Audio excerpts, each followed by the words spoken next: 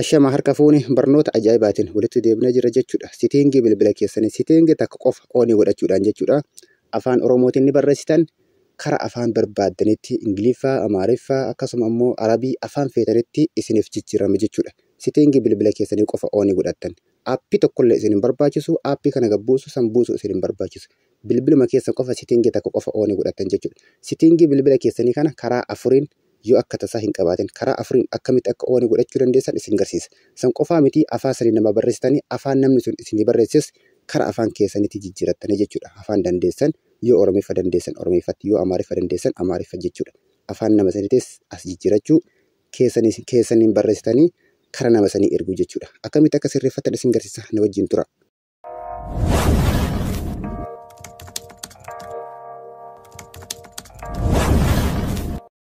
Jalqaba irratti maal gochuu qabdan homa tokko irra seentan jechuudha. WhatsApp yoo ta'e jechuudha. Erga waan tokko irra seentanii booda mallattoo sitiingii gubbaa kana ni jirti jechuudha. Akka tasaa isteepii tokkoffaadha. Yoo mallattoo sitiingii akka kiyyaa kanarratti argamtu ta'e mallattoo sitiingii kana irra yeroo tokkoof ni tuqattanii jechuudha. Isteepii tokkoffaadha kun. Karaa afurii isin garsiisa isiniin jedhe waan ta'eef. Isteepii tokkoffaan mallattoo sitiingii kanan tuqattanii sanaan booda ol harkistanii jechuudha bilbila keessan.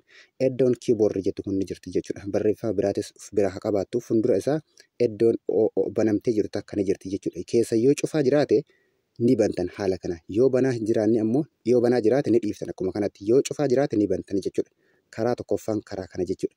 Yoo karaa kanaan hin jiraatin ammoo idduma kiiboordii bilbila keessanii kan irratti ni deebitanii bakka amma xiyyaan isin garsiise kana jechuudha. Tuqaa wayiti jiru jechuudha. Hin mul'attu fakkii akka kiiboordii fakkaate xiqqoodha waan ta'eef bakka xiyyaan isin garsiisu kan irratti tuqaan akkasii wayini jirti jechuudha. Yeroo tokkoof tuqaadhaa sanni irra tuqattanii jechuudha. Bakka amma xiyyi diimaadhaan isin garsiisaa jiru kan achi biratti argamte waan ta'eef yeroo isin isarra yeroo tokkoof tuqattan eessa isin geessa iddoo kanarra isin geessa jechuudha. Saamsing kiiboordii kanarra isin geessa. Fuuldura isaa mallattoon akka sitiingii ni jirti. Mallattoo akka sitiingii kanarra yeroo tokkoof ni tuqattanii jechuudha. Erga tuqaa san irra tuqattanii asirra isin galcha mallattoo sitiingii san irra ni tuqattanii jechuudha. Sanaan booda haala kanaan bakka kanarra isin galcha. Innis karaadhuma san irra nu geessee bakka kanarra nu deebise jechuudha. Karaan ittiin deemne garagaras ta'u iddoon inni itti nu deebise bakka kana bakkuma tokko jechuudha. Kanaafuu saanduqatti kana ni bantanii jechuudha.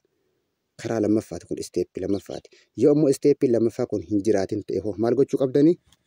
Isteeppii sadaffaa sitiingii bilbila keessanii irra seentanii jechuudha. Isteeppii lama hordoftanii jirtanii sadaffaa sitiingii bilbila keessanii irra yeroo tokkoof ni seentanii jechuudha. Karaa lamman kanaa yoo hin argatin sitiingii bilbila keessanii irra ni seentanii sanaan booda ol harkisuudhaan jechuudha. Jeneraal manaajimentii iddoo jedhu kanarra yeroo tokkoof ni tuqattanii jechuudha. Yeroo isin jeneraal manaajimentii kanarra tuqattanii jettan fuula lammaffaa isinii bana jechuudha. Bakka amma kiiboordii laastii jedhu kanarra yeroo tokkoof ni tuqattanii jechuudha. Sanaan booda haala kana isteeppii lammaffaa isinii bana jechuudha. Gubbaarra bakka amma sarara diimaatti isiniif marse kana jechuudha ni tuqattanii sanaan booda saamsing kiiboordii fuulduratti mallattoo sitiingii ni jirti jechuudha. Innis karaadhuma kana nu fide waan ta'eef bakka sanarra ni tuqattan jechuudha mallattoo akka sitiingii sanarra. Sanaan booda erga haala kana achirra tuqattanii xiqqoosii ofii ol harkisuudhaanii iddoo kiiboordii jedhu kanarra isin geessa jechuudha. Isteeppiin sadaffaatis bakka kanarra isin geessa jechuudha. Sanaan booda saanduqatti sana haala kanaan ni bantanii jechuudha. Kuni isteeppii sadaffaadha. Isteeppii sadaffaa kana yoo hin arganne isteeppii sadaffaa kanaan yoo hin jirre maal gochuu qabdanii? Isteeppii arfaffaa kan hordofaa jechuudha. Isteeppii arfaffaa maal gochuu qabdan? Sitiingii bilbila keessan irra deemtanii soofteerii bilbila keessanii abdeetii gochuu qabdan jechuudha. Bilbila keessan abdeetii gochuu qabdan dirqama jechuudha. Sitiingii bilbila keessanii irra ni seentanii jechuudha. Bilbila keessan soofteerii bilbila keessanii abdeetii gochuudhaaf. Yeroo tokko erga sitiingii bilbila keessanii irra seentanii ol deemtan jechuudha ofii ol gara xumura soofteer abdeet iddoon jettu ni jirti jechuudha. Bakka soofteer abdeet jedhu kanarra yeroo tokkoof ni tuqattanii jechuudha. Sanaan booda daawunlood enda instaal iddoon jettu isinii dhufti. Sanaan booda yeroo tokkoof achirra tuqattan. Anamma irra tuquu hin barbaanne yeroo isin achirra tuqattan isteeppii lama isinii fida isaan lamman keessaa kan xumuraa irra tuqattanii sanaan booda bilbilli keessan switch off ta'a ni cufama jechuudha. Yoo xiqqaate daqiiqaa 10 hanga 15 turuu danda'a. Banamee ifeetuma ta'a. Homaa rakkoon qabu dhima eeddan jechuudha. Turee daqiiqaa 15 ol turee 20 turee banamuu danda'a. Hanga inni banamutti obsaan eeddanii sanaan booda bilbilli keessan abdeet ta'aa jechuudha. San booda irra deemtaniitiin bakka amma isin garsiise kanaan banattani jechuudha. Akkamitti akka itti fayyadamtan isin garsiisa. Amma na faana tura. WhatsApp irra ni seentan jechuudha. Waanuma ta'e wayii Imoos haa ta'u, Messengeras haa ta'u. Yeroo isin WhatsApp irra seentan jechuudha mallattoowwan jala kanneen jiran keessaa tuqaan sadan ni jirti jechuudha. Iddoo tuqaa sadan kana yeroo tokkoof irra ni tuqattani jechuudha. Erga karaa amma isin agarsiise kana hunda irra deemtanii dhuftanii tuqaa sadan erga tuqattanii mallattoon eda'uu ni jirti. Mallattoo eda'uu kanarra yeroo tokkoof ni tuqattanii sanaan booda waa sadii jala kana isinii baha jechuudha. Iddoon tiraansleet jettu ni jirti jechuudha. Mallattoo wayii ofirraa qabdi. Bakka tiraansleet jedhu kanarra qubaan gadi qabdan sekondii tokko. Sanaan booda erga qubaan gadi qabdanii qubarraa osoo waliin fuudhin iskiriinii keessan irra mucceessitanii mallattoo san fuutanii waliin deemtanii jechuudha gara gubbaadhaa. Sana booda mallattoo san fiddanii iddoo wayii irra keetan jechuudha. Erga qubaan irra shirroqsitanii ol fiddanii mallattoo san bakka wayii keettanii sanaan booda dan jettanii jechuudha jala kanaan. Erga mallattoo san bakka wayii qubsiiftanii bakka tokko irra keettanii dan jettaniin.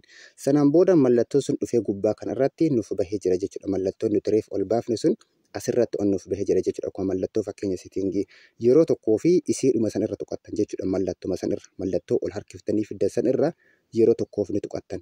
Yeroo isin achirra tuqattan qubee wayii achitti argamti jechuudha. Qubeen firee lamaa jechuudha.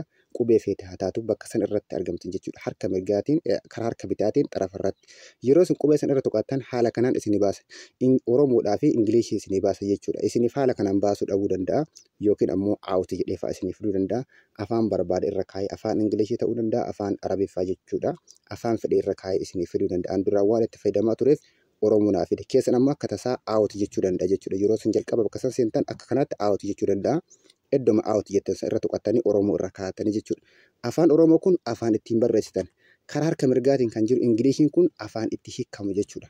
Afaan Oromootiin ni barreessitanii afaan Ingilishitti ni hiikama jechuudha. Afaan Ingilishititti ni hiikama jechuudha. Kanaafuu karaa harka mirgaatiin kan jiru kana ni filattan. Amaariffa ta'ee, Arabiffa ta'ee akkasuma immoo Amaariffa ta'ee karaa afaan itti hiikachuu barbaadanii san isintu beeka waan ta'eef karaa harka mirgaatiin Ingilishii, karaa harka bitaatiin ammoo Oromiif afaan ittiin barreessitan jechuudha.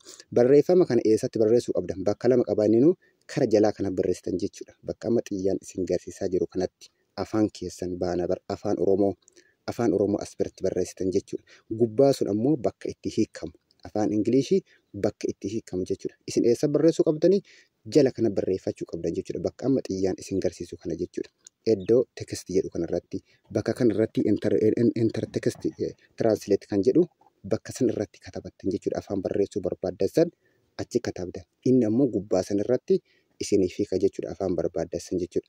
Kanaafuu isin jala kana barreessa afaan barbaaddan. Ni fakkeenyaaf baga nagahaan dhufte jedhee yoo haala kanaan afaan Oromootiin barreesse gubbaa irratti Ingiliishiidhaan welcome kan jedhu Ingiliffatti jijjiiran. Anoo afaan Oromootiin barreesse inni ammoo fuuldura isaa waan Ingiliishiin jiruuf karaa Ingiliffaatiin naa jijjiirame jechuudha. Sanaan booda send yoo gootan jechuudha. Kan deemu Oromiffa san osoo hin ta'in Ingiliffa kanatu nama san bira deema jechuudha.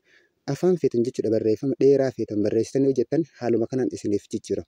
Dirqama immoo niitoorkii barbaada. Niitoorkii malee hin dalagu jechuudha. Tiraansileet isiniif hin godhu niitoorkii malee baga gammadde. Namni Ingiliffatan hin beekne hin jiru jechuudha. Haala kanaan Ingiliffatti isiniif jijjiirama jechuudha.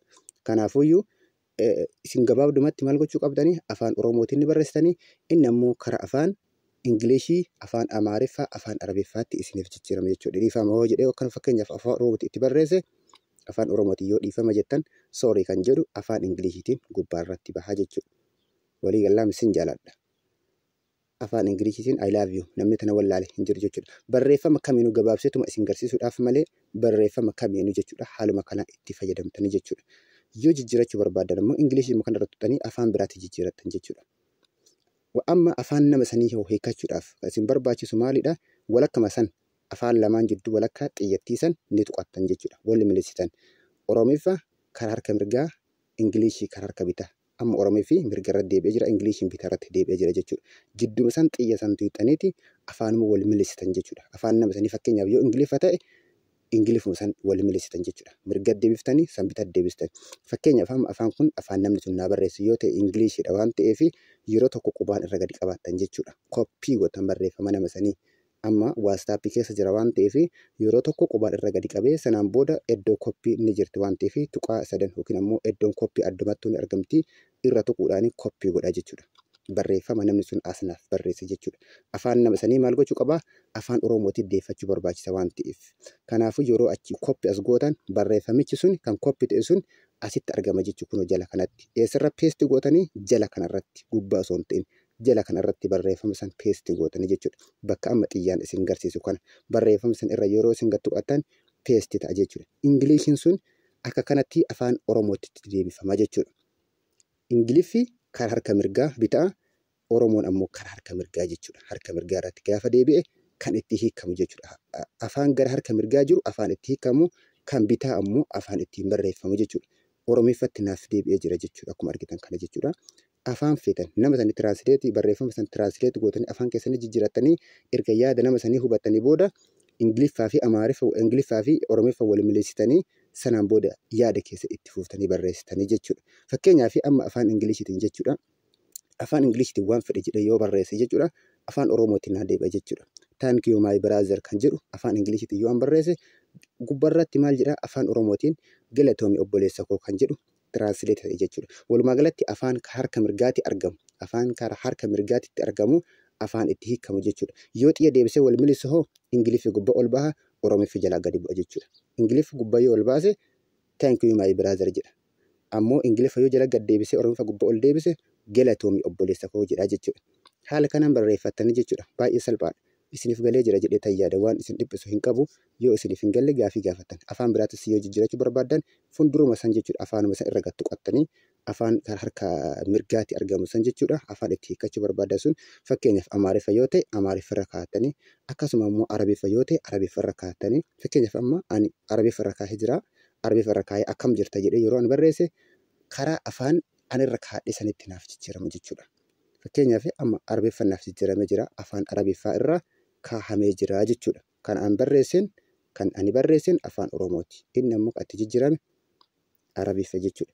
Amaariffas afaan biraatis irra caala afaan isin barbaachisu afaanuma lama afaan Amaariffaa, afaan Arabiffaatii fi akkasuma immoo afaan Ingiliishiiti jechuudha. Afaan sadan kanneeniif baay'ee barbaachisaadha waan ta'eef salphumatti nama tokko walii galuu dandeessan jechuudha. Tiraansleet gootan keessan sanii jijjiirtan kasaniillee ammoo afaan keessanitti jijjiirattan. Erga yaada nama sanii hubattanii booda yaada wal jijjiiruu isin hin rakkisu jechuudha. Gabaabinatti afaan Oromootiin barreessuu keessan wanti guddaan. Barnoonni keenya guyyaa har'aa kana fakkaata. Hanga barnoota biraatiin walitti deebinutti turtii gaarii nagaa hannaa tura.